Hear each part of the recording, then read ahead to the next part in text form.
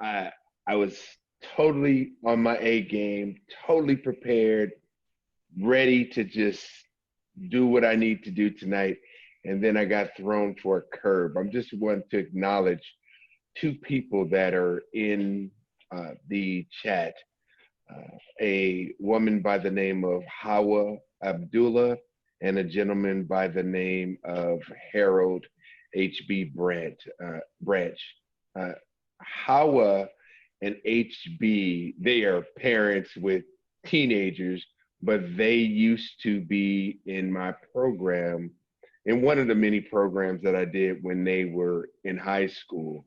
And I am so I'm choked up seeing them and just seeing who they become and what they become, and it just brings so much joy to my heart. So with that, I just want to give them a special shout out, and then you'll actually be able to hear about them later. And even before I start my presentation, again, welcome everyone. And you will see the way that I frame this particular discussion. I'm not going to spend a lot of time in the backstory because I really want to get in the crux of engaging into the dialogue. And I say that because the last two community conversations we've had, they've been so engaging and so much good have come out of it that I really want to do that justice and keep the momentum going. So with that, I will start. As we engage in historical conversations about the Black community presence in Flagstaff, we also understand the importance, future engagement of young voices, issues, and concerns for continued progress. Recognizing the significance of critical life stage of youth, particularly for young Black members of Flagstaff community, and the unique perspective they offer to local issues and development.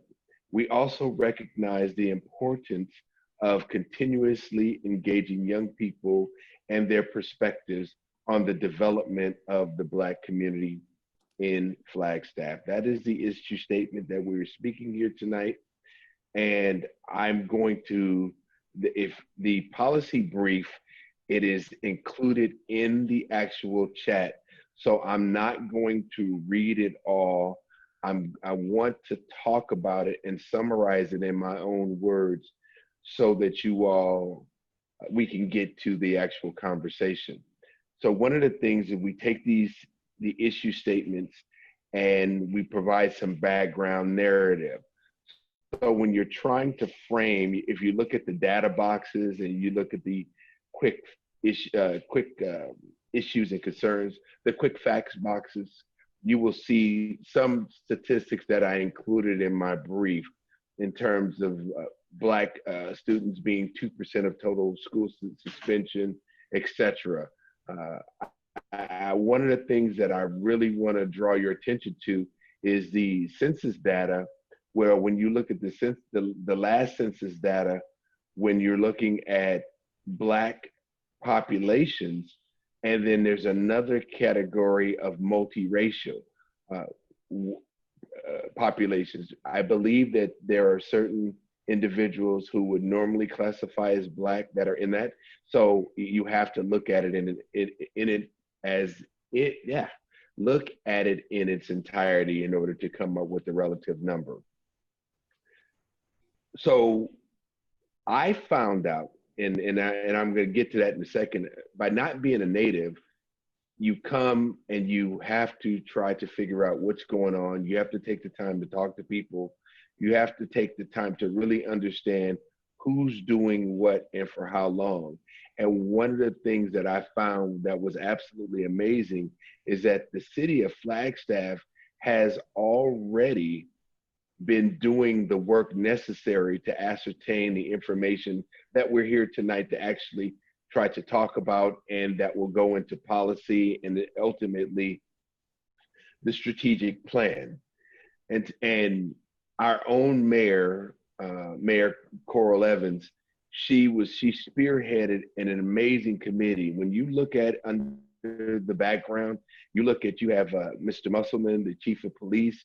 You have residents from the Southside Neighborhood Association. You have Danny Neal, who was retired, a city veteran for, uh, he ran the community center for the city of Flagstaff. You have board members for the neighborhood association. You had the Honorable Margaret McCullough, the presiding judge of the Coconino Juvenile Court Center. You had the CEO, Miss Christant, for the Boys and Girls Club. You have the chair, Miss Liz Archuleta of the County Board of Coconino County Board of Supervisors. You had Byron Masuda, director of the Coconino Juvenile Court Center, and you had Kara Kelty, who's a clerk for the Flagstaff Unified School District and a former council member. So when you look at the people who were involved in trying to shape how are we doing, what are we doing, what are the resources available to young people in Flagstaff, you really had the heavy hitters, and you really had people who are in positions to make a number of things happen. So in this policy, it was the I'm sorry, I'm sorry, I'm looking for the reformatted name of it. It was the policy statements, policy brief committee. They came away with some things that I think is very important that we keep in mind. And if you look at it was a policy trust meeting. That's what it was.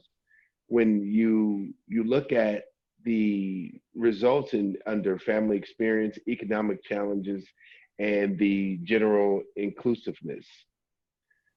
They also recommended solutions that the city of Flagstaff bring back the youth commission. And under the youth commission, it was existent. They stopped doing it. I'm not sure why, but I do believe that it's coming back. And I just wanted to read to you my personal context of where we are with my perception before we get into our question and answering. As a non-native of Arizona, it was important for me not to try to assert that I was an expert on the Black lived experience in Flagstaff, Arizona.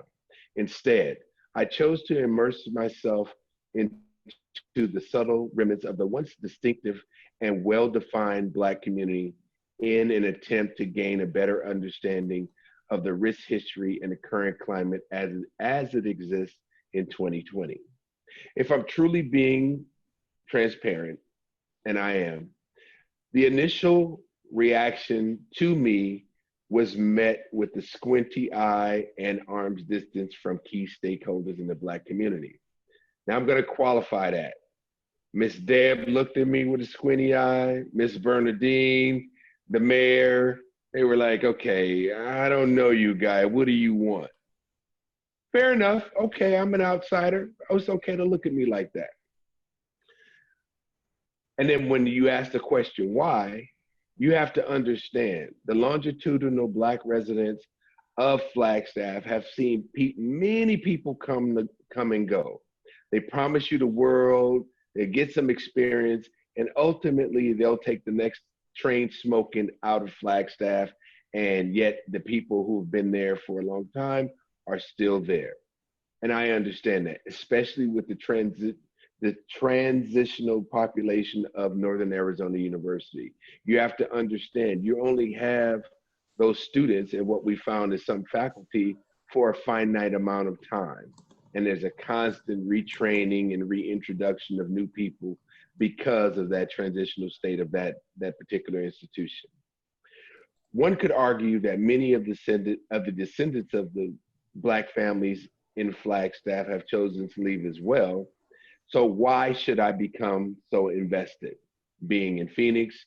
And here's this smaller town, definitely smaller than Phoenix, simply because it matters. As state director of Phi Beta Sigma Fraternity Incorporated, I oversee the Gamma Rho Iota chapter at Northern Arizona University. I refuse to allow the brothers to come to NAU, get their degree, and just take from the surrounding community and not give anything back. Our culture is culture for service and service for humanity. We as an organization have a vested interest and a moral responsibility in the Flagstaff community, especially the Black community, as we are a historically Black fraternity. Now, people have asked, well, wait a minute, Warren, well, why are you guys a quote unquote Black or historically Black fraternity? You have to understand in 1914, when we were founded, there were no other options. So we make do with the circumstances of what we have. Professionally, I have worked with youth for over 25 years. There is almost no situation or human condition that I have not dealt with. Growing up in South Central Los Angeles, raising my children in South Phoenix, focusing on community empowerment, at risk youth, and gangs has afforded me the necessary experience to change lives, regardless of their current circumstances.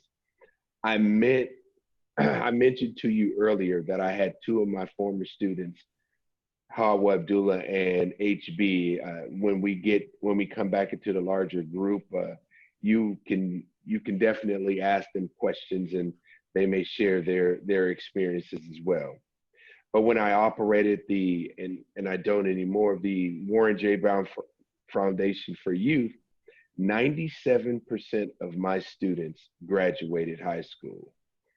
In every single case, everyone, 100% of any kid that ever wanted to get out of a gang, I was successfully able to help them make that transition. It didn't matter if they were white, they were Black, they were Hispanic. It doesn't matter. For me, getting kids out of gangs is easy.